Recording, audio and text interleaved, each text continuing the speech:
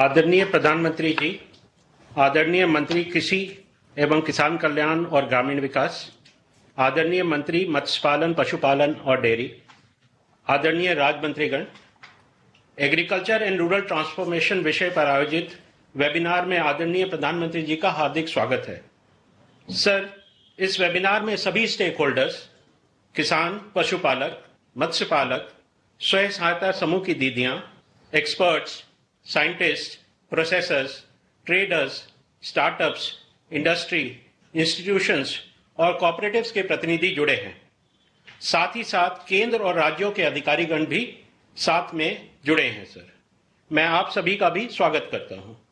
Sir, Bharat सरकार ने कृषि और संबद्ध क्षेत्र के विकास और संवर्धन को सर्वोच्च प्राथमिकता दी है और हमारे किसान, पशुपालक, मत्स्य पालक भाई बहनों का कल्याण सभी नीतिगत निर्णयों के केंद्र में रहा है। पिछले एक दशक में कृषि और संबद्ध क्षेत्र और ग्रामीण विकास में अभूतपूर्व प्रगति हासिल की गई है। सरकारी और निजी निवेश में वृद्धि, रिकॉर्ड उत्पादन, मॉडर्न इंफ्रास्ट्रक्चर का विकास, मार्केट और एक्सपोर्ट्स में उल्लेखनीय वृद्धि, टेक्नोलॉजी का इंटीग्रेशन, सैचुरेशन अप्रोच के साथ आवास, शौचालय, सड़क, बिजली, पानी जैसी बेसिक एमिनिटीज की अवेलेबिलिटी इसके मुख्य कंपोनेंट्स रहे हैं। इस वर्ष का बजट इसी मजबूत नींव पर आधारित है। बजट कृषि और संबद्ध क्षेत्रों को उच्च उत्पादकता, उच्च उद्यमशीलता, उच्च मूल्य और उच्च आय की ओर ले जाएगा। कृषि, फिशरीज, एनिमल हस्बेंड्री के साथ साथ ग्रामीण विकास के लिए की गई घोषणाओं का उद्देश्य विविधीकरण को गति देना, उद्यमशीलता और उत्पादकता को बढ़ाना, हाई वैल्यू एग्रीकल्चर और अलाइड सेक्टर का विस्तार करना, निर्यात को मजबूती प्रदान करना और आय आधारित डिजिटली सशक्त विकास सुनिश्चित करना है। छोटे और सीमांत किसान, युवा और नारी शक्ति इन उद्देश्यों के केंद्र बिंदु में रखा गया है। सर, हम सभी इन उद्देश्यों की पूर्ति के लिए प्रतिबद्ध हैं। अब मैं आदरणीय प्रधानमंत्री जी को उनके मार्गदर्शन के लिए सादर अनुरोध करता हूं। धन्यवाद सर।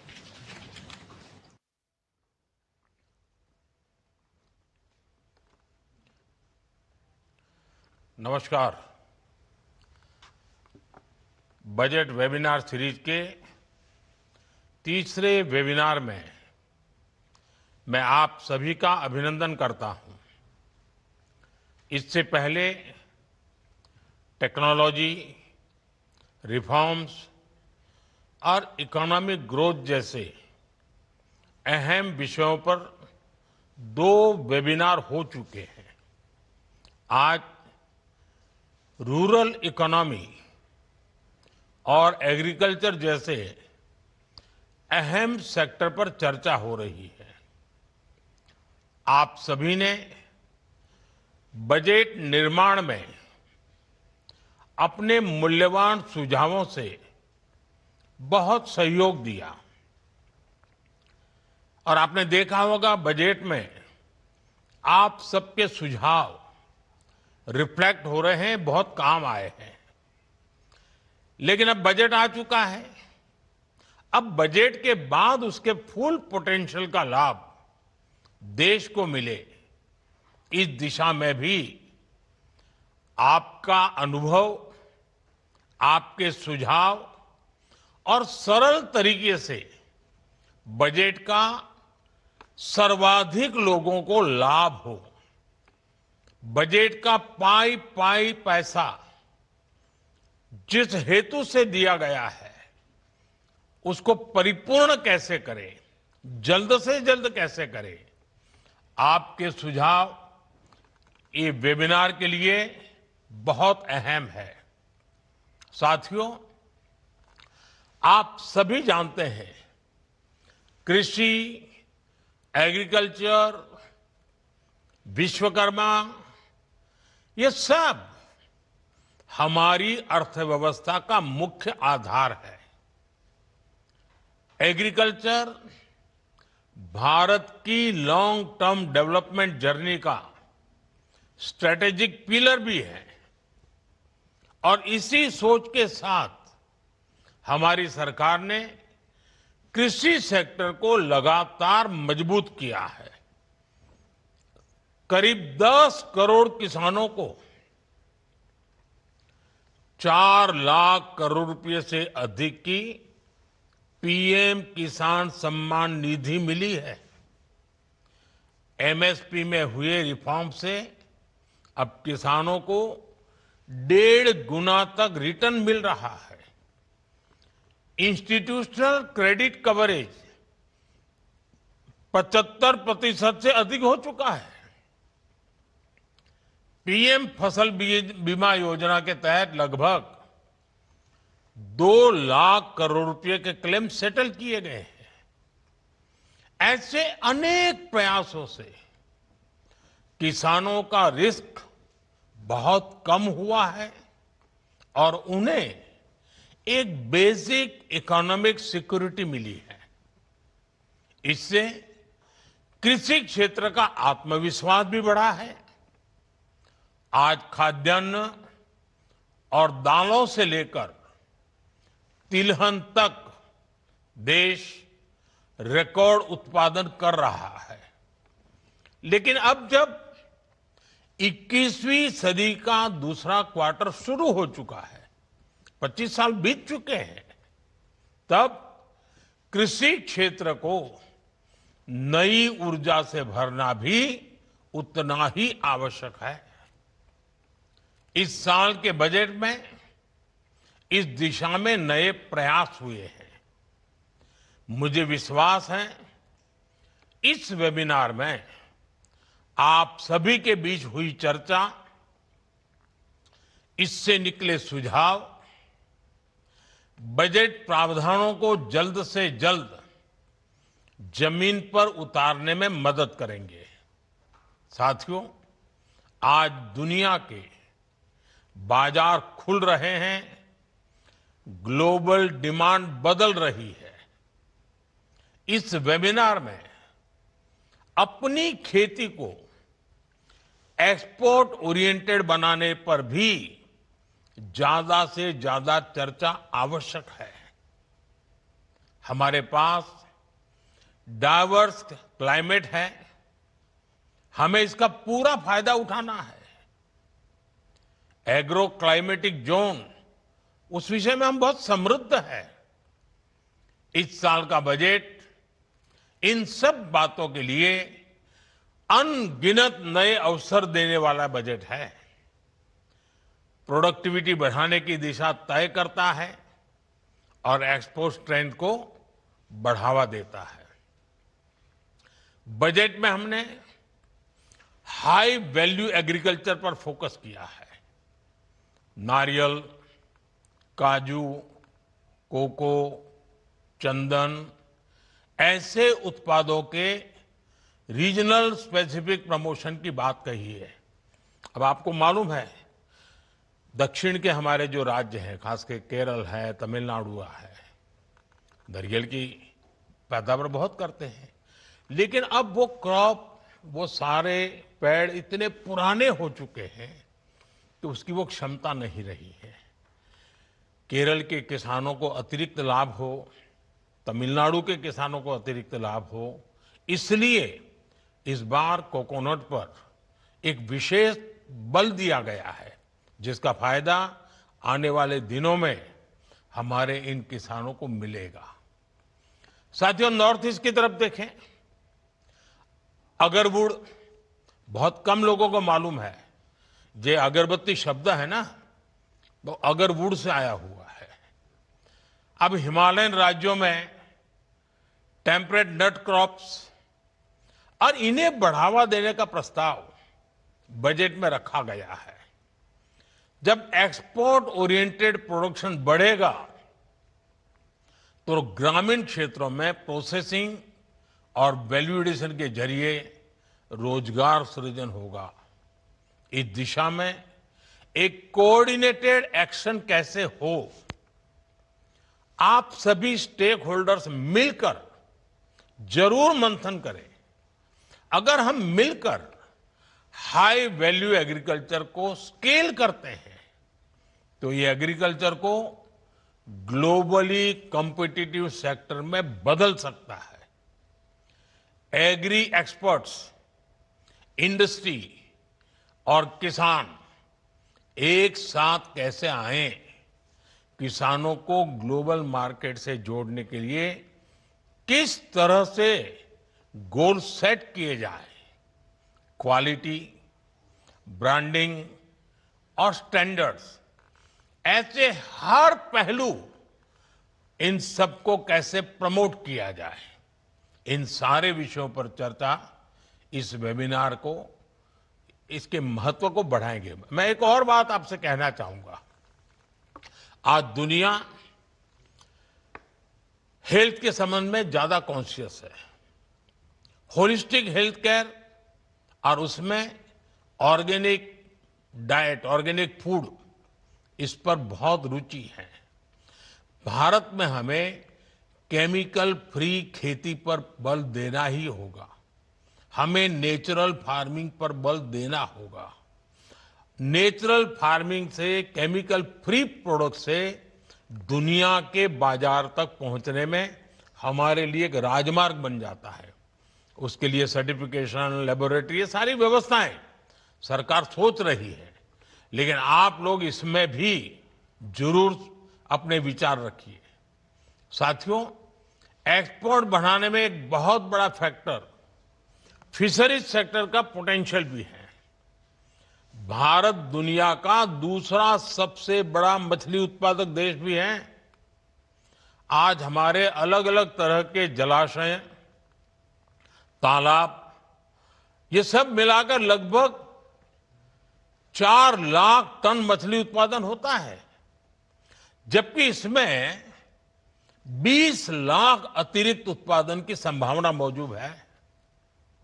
अब विचार कीजिए आप, 4 लाख टन से हम अतिरिक्त 20 लाख टन जोड़ दें तो हमारे गरीब मछुआरे भाई बहन हैं, उनकी जिंदगी कैसी बदल जाएगी। हमारे पास रूरल इनकम को डाइवर्सिफाई करने का अवसर है। फिशरीज एक्सपोर्ट ग्रोथ का बड़ा प्लेटफॉर्म बन सकता है। दुनिया में इसकी मांग है। इस वेबिनार से अगर बहुत ही प्रैक्टिकल सुझाव निकलते हैं तो कैसे रिजर्वायर, उसके पोटेंशियल की सटीक मैपिंग की जाए, कैसे क्लस्टर प्लानिंग की जाए, कैसे फिशरीज डिपार्टमेंट और लोकल कम्युनिटी के बीच मजबूत कोऑर्डिनेशन हो, तो बहुत ही उत्तम होगा। Hatchery, feed, processing, branding, export, उसके लिए आवश्यक लॉजिस्टिक, हर स्तर पर हमें नए बिजनेस मॉडल विकसित करने ही होंगे। ये रूरल प्रॉस्पेरिटी, ग्रामीण समृद्धि के लिए वहां की high value, high impact factor के रूप में परिवर्तित करने का एक अवसर है हमारे लिए। और इस दिशा में भी हम सबको मिलकर काम करना है। और आप आज जो मंथन करेंगे उसके लिए, उस कार्य के लिए रास्ता बनेगा। साथियों, पशुपालन सेक्टर ग्रामीण इकोनॉमी का हाई ग्रोथ पिलर है। भारत आज दुनिया का सबसे बड़ा मिल्क प्रोड्यूसर है। एग्स प्रोडक्शन में हम दूसरे स्थान पर हैं। हमें इसे और आगे ले जाने के लिए ब्रीडिंग क्वालिटी, डिजीज प्रिवेंशन और साइंटिफिक मैनेजमेंट पर फोकस करना होगा। एक और अहम विषय पशुधन के स्वास्थ्य का भी है। मैं जब वन अर्थ वन हेल्थ की बात करता हूं तो उसमें पौधा हो या पशु, सबके स्वास्थ्य की बात शामिल है। भारत अब वैक्सीन उत्पादन में आत्मनिर्भर है। फूट एंड माउथ डिजीज, उससे पशुओं को बचाने के लिए 125 करोड़ से अधिक डोज पशुओं को लगाई जा चुकी है। राष्ट्रीय गोकुल मिशन के तहत टेक्नोलॉजी का विस्तार किया जा रहा है।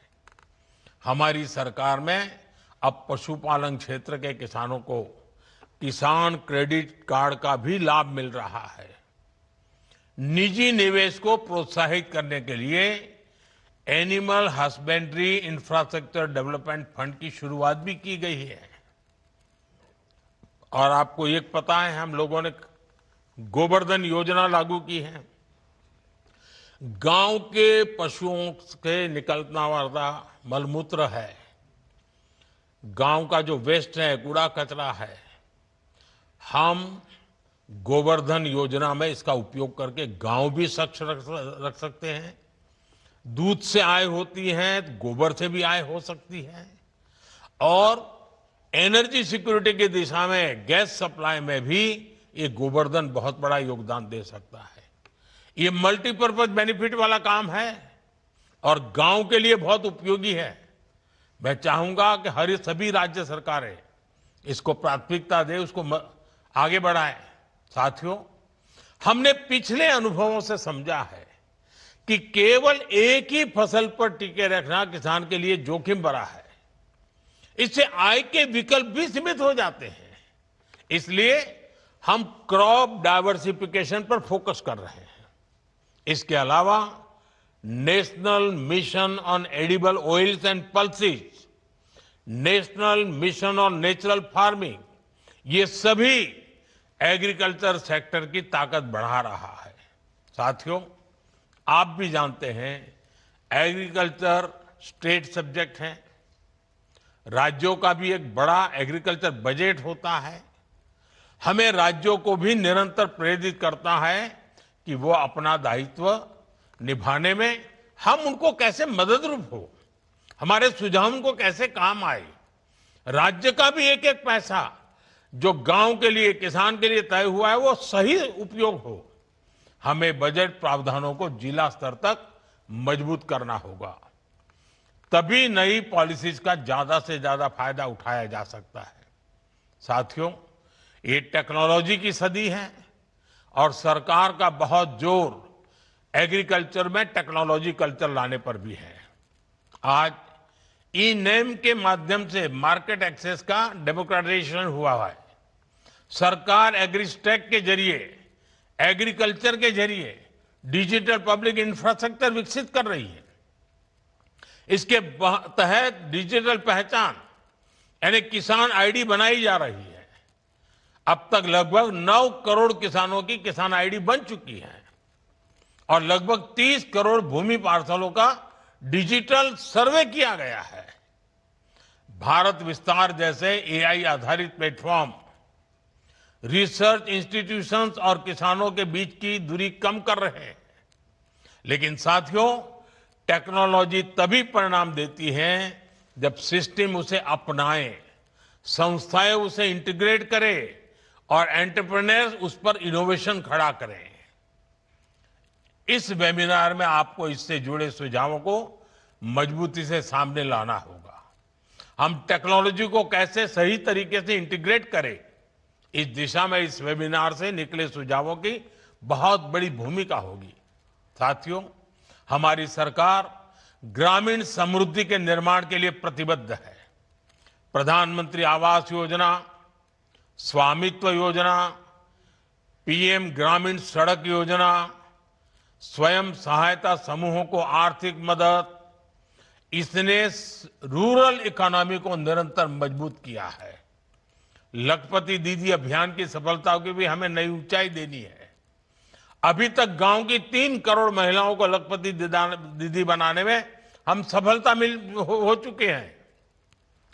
अब 2029 तक, 2029 तक 3 करोड़ में और 3 करोड़ जोड़ना है और 3 करोड़ और लखपति दीदियां बनाने का लक्ष्य तय किया गया है। ये लक्ष्य और तेजी से कैसे प्राप्त किया जाए, इसे लेकर भी आपके सुझाव महत्वपूर्ण होंगे। साथियों, देश में स्टोरेज का बहुत बड़ा अभियान चल रहा है। लाखों गोदाम बनाए जा रहे हैं।